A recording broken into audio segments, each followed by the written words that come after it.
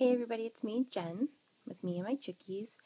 In my last video for organizing, I said my number one tip would be purging, and I also suggested that you use some temporary storage solutions for yourself until you kind of got it down of how you want your room to flow or how you want your space or, storage and all to flow.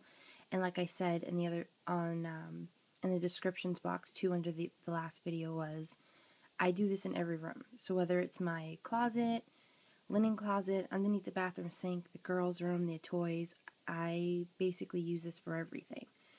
I use temporary solutions because I constantly change my mind, and if it's something that actually sticks and I find it functional and it's working, then I go out and I buy cute solutions to use in place of it. And I just wanted to show you a quick run through of some of the stuff that I have that I do that with. So this is, without making anybody sick, this is the top of my cabinet. These boxes, they're like, I want to say they're like 15 by 15 and probably about 5 inches deep, maybe 4 inches deep. I got them at AC Moore. They were 2 for $5 at the time. I think you can get them for like $10 or $11 sometimes without the coupon. But don't buy anything full price. Everything is always on sale and clearance racks, stuff like that. This basket, I was using a shoebox. It's got all my mat stacks and stuff in it. Let's see if I can get a different view of it. And I ended up getting this set for $14. It's like $15, I believe, at Bed Bath & Beyond, and it was a set of 4. They were just in there, different sizes, and I had a couple of them and split them all up. So you see there's one, and then this one, I've got it standing up with my 6x6 and my 8x8s. See? And so there's like that Pop Secret box. It's a pretty big one. It's like a Costco size Pop Secret box, and it's got a bunch of ribbons and lace in it that I plan on purging. These are 12 by 12 stacks, paper stacks, and for right now, until I can get the paper holders that I like to use, it is in a Play-Doh, I think it was the Candy Cyclone machine my daughter got for Christmas this year, so last week, and it's a pretty sturdy box. I just took off, the tuck-in flaps, and it's working fine. These drawers, all this were in 8 by 8.5 by 11.5 vertical paper holders, the Cropper Hopper, and I ended up using those for my magazines that I keep on hand, and I'll get into magazines in another video. So I've got my Crickets in there, and then I've got a cube here, and then this was from, IKEA. But I've got some of those 12 by 12. There's different companies put them out, but I believe those are Reflections.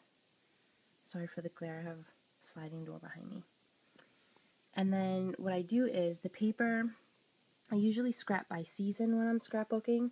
So I'll take all the papers that I want to use for those layouts for that season, and I will put them in a bag like this. Like right now, I'm working on some of my fall stuff still, and I've got my fallish, not really Halloween, but mostly fall in there. But yeah, so hold on, I think I got a few more ideas in here. See, I've got a plastic, one of those iris, you unzip it and it completely opens up and there's flaps and stuff in it. I can show it better in another video. But that's basically got all my tools that you want to have on hand: the bone folders, the sanders, the glue dots, the glue remover thingy. You rub off the glue. All these markers, I mean, these come in a pretty nice plastic container, so I just keep them in that. Why not? Candle holders. The candles that these come with candles in it. You let it burn all the way to the bottom. You use up your candle. The stuff that's on the bottom, you put this whole thing in the freezer for a day, and then it easily falls out. You might have to take something like the bottom of a paintbrush, just be careful you don't crack the glass, and then you just put some big cracks in whatever the wax is that's in there that's left. Take it out. You can still use it. It still smells good. You can put it in one of those candle burners or top burners and use this for, I don't know, I had paintbrushes in it. And then I use these utensil spinners. These work good. These were those card things that Hallmark was doing a few years back. You know, you organize your cards. I put glue in them. And it's a nice sturdy box. They were given to me as gifts, so hey, why not? See, there's another one of those baskets. I use them everywhere. This little index card holder, I had that since high school. And right now what's in it is glue sticks. So, I mean, yeah, you got the little Starlight drawers for all my markers and my pens. And then I have old spice rack jars with my gems in it to keep those separate. Jars are good. Jars are very good. Buttons and stuff. Like, see, I got a UPS that's got all my Lindy's and, you know, all my sprays are in there for now. And I got the rest of them down here in the drawer, my magicals and stuff.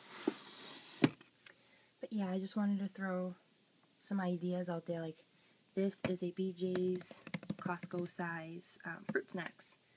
And I've got all my white and manila, you know, colonial white, whatever you want to call it, cardstock scraps, kind of organized by size just so I can hold on to them so that when I want to stamp an image, I'm not using a whole piece of paper, you know. And then I've got this box.